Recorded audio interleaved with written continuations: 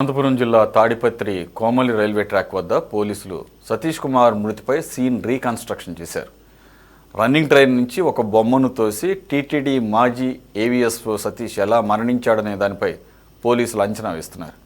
Scene reconstruction విధానాన్ని 2 drone కెమెరాస్తో పోలీసులు చిత్రీకరించారు.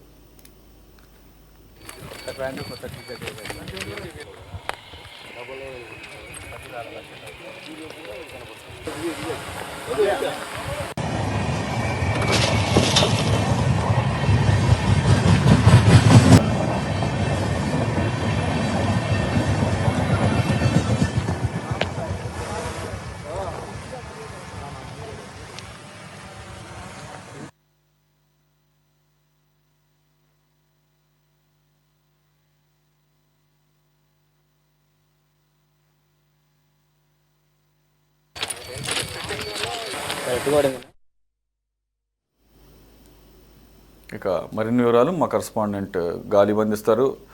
గాలిబ్, ఏ కేసులో అయినా ఆ కేసు యొక్క సిచ్యుయేషన్ బట్టి రీకన్స్ట్రక్షన్ అనేది కామన్గా జరుగుతుంటుంది. మరి ఇక్కడ కూడా రీకన్స్ట్రక్షన్ చేశారంటున్నారు సతీష్ కుమార్ మృతి విషయంలో. ట్రైన్ నుంచి ఒక బొమ్మని తోసి.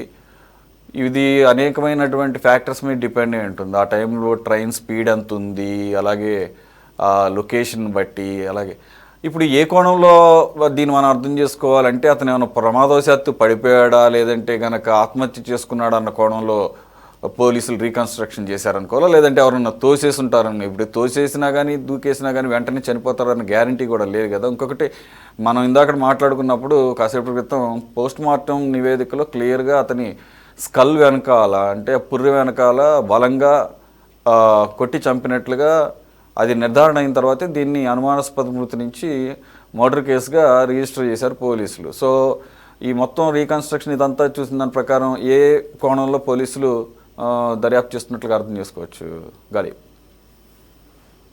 జరిగిన సమయం అర్ధరాత్రి ప్రాంతము తాడికొండ రూరల్ మండలం కోమలి దగ్గర ఘటన చోటు చేసుకోవడం జరిగింది. అయితే ఖచ్చితంగా స్పీడ్ మాత్రం చాలా ఎక్కువగా ఉంటుంది. ఎందుకంటే అది కూడా అది ఎక్స్ప్రెస్ ట్రైన్ కావడంతో చాలా స్పీడ్ గానే వెళ్తుంది. ప్రస్తుతం పోలీసులు కూడా ఎంత స్పీడ్ లో, ఎందుకంటే ఖచ్చితంగా ట్రైన్ కి సంబంధించిన సిబ్బందితోనే కొంత సమాచారం తీసుకున్నారు. ఆ సమయంలో ఎంత స్పీడ్ లో ట్రైన్ వెళ్ళింది అనేది కూడా అంచనా వేసుకున్న పోలీసులు ప్రస్తుతం ఈ సీన్ కి సంబంధించిన రీకన్స్ట్రక్షన్ స్టార్ట్ చేయడం జరిగింది.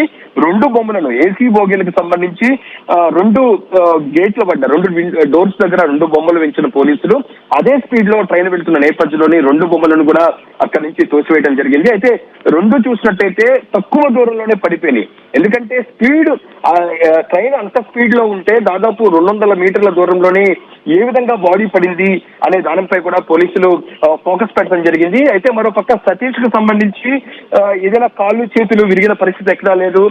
పోస్ట్ మార్టం లో కూడా స్కల్ ఏదైనా ఉంటుందో దాని బ్యాక్ సైడ్ కూడా బలమైన గాయమైనట్లుగా ప్రస్తుతం మనకి పోస్ట్ మార్టం రిపోర్ట్ చెబుతుంది. అయితే ప్రస్తుతం ఈ సీన్ రీకన్స్ట్రక్షన్ చూసినట్టయితే 2 బొమ్మలకు సంబంధించి ఒక్కసారిగా ఏసీ బోగీకి సంబంధించి ఏసీ కోచ్ దగ్గర నుంచి మెయిన్ ఎంట్రన్స్ డోర్ నుంచి కూడా 2 తోసేయడంతోనే అవి తక్కువ దూరంలోనే పడిపోయాయి. మరోపక్క అదే వెయిట్ తోనే దీనికి సంబంధించి ఏదైతే సతీష్ కుమార్ కి సంబంధించిన వెయిట్ ఉంటుందో అదే వెయిట్ ప్రకారం ఈ బొమ్మలు కూడా తోసేశారు. అయితే ఇందులో చూసినట్టయితే కాళ్ళు చేతులు కొంతవరకు కూడా ఇరిగిన పరిస్థితి మనకి కనబడుతుంది. అయితే సతీష్ కు సంబంధించిన మృతదేహం చూసినట్టయితే బలమైన గాయాలే, ఎదుట వెనకాల సైడ్ బలమైన గాయమైంది, ఎవరో కొట్టినట్లుగా దానికి సంబంధించి బాడీలో కొంతవరకు కూడా గాయాలు కనిపించిన నేపథ్యంలోని ప్రస్తుతం ఇదే కోణానికి సంబంధించి పోలీసులు సీన్ రీకన్స్ట్రక్షన్ చేయడం జరిగింది. అయితే కొద్దిసేపటి క్రితం కూడా డీజీ రవిశంకర్ అయ్యన్నారు కూడా ఆ ప్రాంతానికి వచ్చారు. 2 అడుగుల దూరంలో బాడీ పడితే అక్కడే మొబైల్ కూడా ఎలా దొరికింది అనేది కూడా కొంత అనుమానం వ్యక్తం చేస్తున్న నేపథ్యంలో చాలా అనుమానాలు ఇప్పుడు పోలీసుల వద్ద ఉన్నాయి. ఈ అనుమానాలనేది కూడా కొంత క్లారిటీ రావాలంటే సీన్ రీకన్స్ట్రక్షన్ చేయాలని కూడా పోలీసులు నిర్ణయానికి వచ్చారు. ఈ నేపథ్యంలోనే కొద్దిసేపటి క్రితం తాడిపత్రి దగ్గర ఘటన జరిగిన కోమలి వద్దకు వచ్చి పోలీసులు ట్రైన్ లో నుంచి కూడా 2 బొమ్మలను కింద పడేయడం జరిగింది. అవి ఎంత దూరంలో పడింది అనే దానిపై కూడా అంచనాకు వచ్చారు.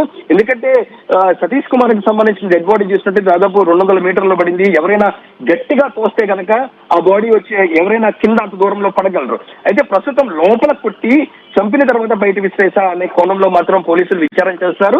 ఇదే కాకుండా ఒక ఏసీ బోగీకి సంబంధించి ఫుల్ సెక్యూరిటీ ఉంటుంది. అర్ధరాత్రి ప్రాంతంలోని డోర్స్ ఎవరు ఓపెన్ చేశారు, ఎందుకంటే లాక్ చేసి ఉంటే డోర్స్ ఎవరు ఓపెన్ చేసిన పరిస్థితి ఉంది. అయితే డోర్స్ ఎవరు ఓపెన్ చేశారు అనే కోణంలో మాత్రం పోలీసులు విచారణ చేస్తారు. మొత్తం 10 మంది బృందాలు మొత్తం నిన్నటి నుంచి మాత్రం ఈ కేసు మీద ఫోకస్ పెట్టిన పరిస్థితి మనకి కనబడుతుంది. ప్రస్తుతం పోలీసులు ఈ సీన్ రికన్స్ట్రక్షన్ లోని కొంత అంశాలు, ఎందుకంటే 200 మీటర్ల దూరంలో బాడీ ఎలా పడింది, ప్రస్తుతం ఈ 2 బొమ్మలకు సంబంధించి మెయిన్ ఎంట్రన్స్ దగ్గర నుంచి కూడా అవి 2 తోసేసిన నేపథ్యంలో స్పీడ్ కూడా అంతే వేగంతో ఉంది. నిన్న ఏదైతే ఘటన జరిగిందో అప్పుడు ఎంతవరకు వేగంతో ఉందో అదే స్పీడ్ తోనే ట్రైన్ వెళ్తుంది. అక్కడి నుంచి కూడా బొమ్మలను 2 కూడా ప్రస్తుతం పోలీసులు కింద పడేశారు. దీంతో కొంత దూరానే పడిన పరిస్థితి. అది దాదాపు చూసినట్టయితే ఒక 30-40 మీటర్ల దూరంలోనే పడిన ఉంది.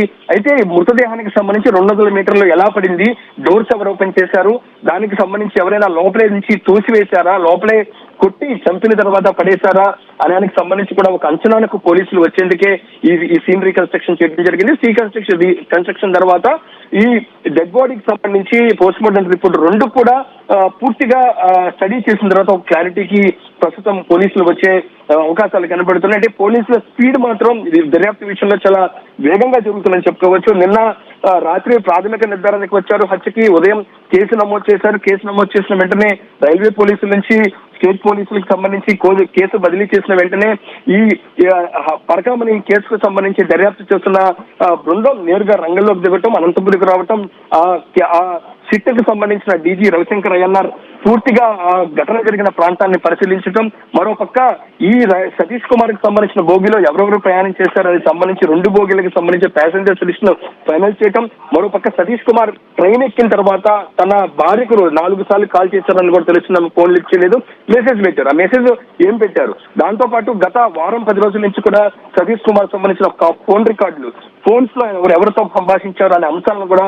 పూర్తి స్థాయిలో పోలీసులు ఫోకస్ పెట్టారు. ఖచ్చితంగా ఈ అంశానికి సంబంధించి హత్య ఎలా జరిగింది, హత్యకు సంబంధించి ఎవరెవరు పాత్రధారిగా ఉన్నారు, ఎవరైతే లోపల ఎంతమంది ట్రైన్ లో వెక్కారు, ప్యాసింజర్స్ రూపంలోనే హత్య చేసిన వారు అనే కోణానికి సంబంధించి పూర్తి ఫోకస్ పెట్టేందుకే పోలీసులు ప్రస్తుతం సీన్ రీకన్స్ట్రక్షన్ చేశారు. బాడీకి సంబంధించి 200 మీటర్లో పడితే జనరల్ గా మనిషి ప్రమాదశాత్తు పడితే కొంత దూరంలోనే పడాల్సి ఉంటుంది. అయితే ఎవరైనా గట్టిగా తోసినప్పుడే మొత్తం మనం వెళ్ళిపోయి ఎక్కువ దూరంలో పడతాము.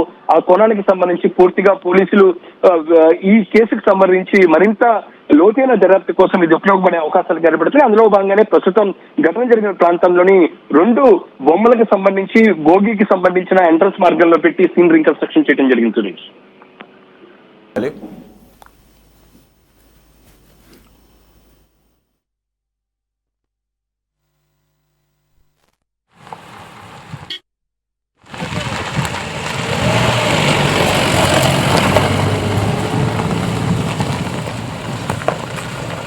Kerja lah, pasal kita nak